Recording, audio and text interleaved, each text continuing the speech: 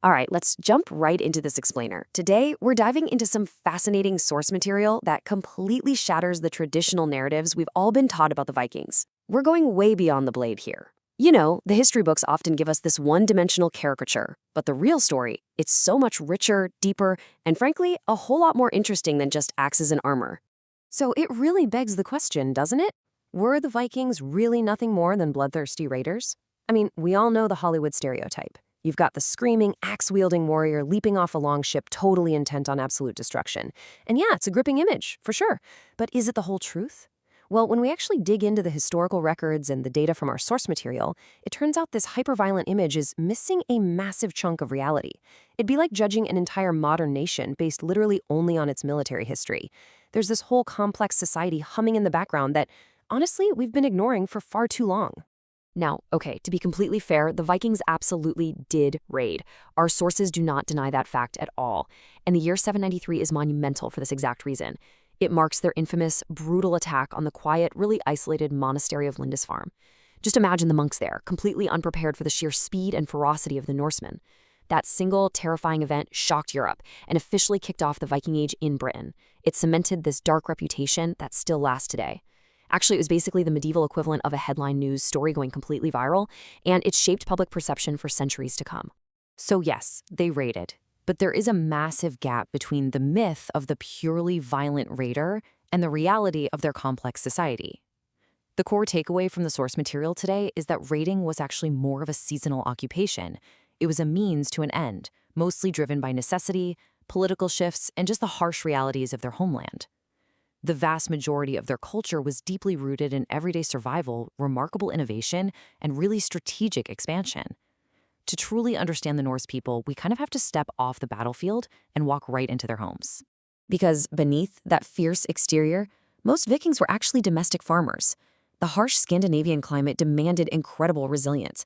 I mean, you couldn't just pop down to the market, you had to survive the elements. So rather than constantly sailing off to war, the vast majority of their time was spent right at home. They were doing the grueling, quiet work of growing oats and barley and raising sheep, pigs, and cattle, literally just to ensure their families survived those brutal, freezing winters. Their entire societal rhythm was dictated by the agricultural calendar, not the raiding calendar. But they weren't just farmers. They were also highly ambitious merchants. They didn't just take things by force. They were incredible negotiators and businessmen. The source material highlights that Viking trade networks stretched across enormous distances. We're talking about trading Arctic furs and walrus ivory for exotic goods like silver from the Middle East and silk from Asia.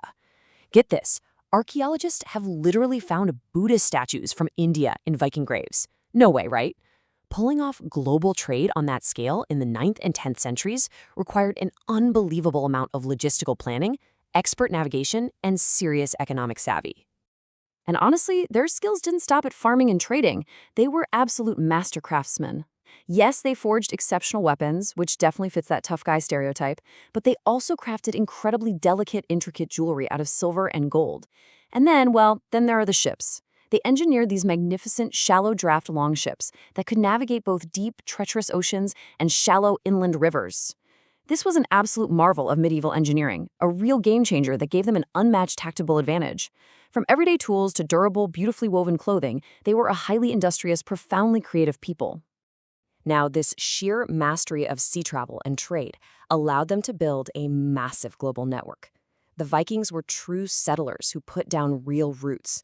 They established vibrant communities in places as drastically different as the rolling green hills of Britain and Ireland, the icy, totally unforgiving shores of Iceland and Greenland, and even deep into the river networks of Eastern Europe. They weren't just passing through to loot and burn, you know? They were building permanent homes, establishing complex legal systems, intermarrying, and expanding their society across the globe. They fundamentally shaped the demographic map of the medieval world.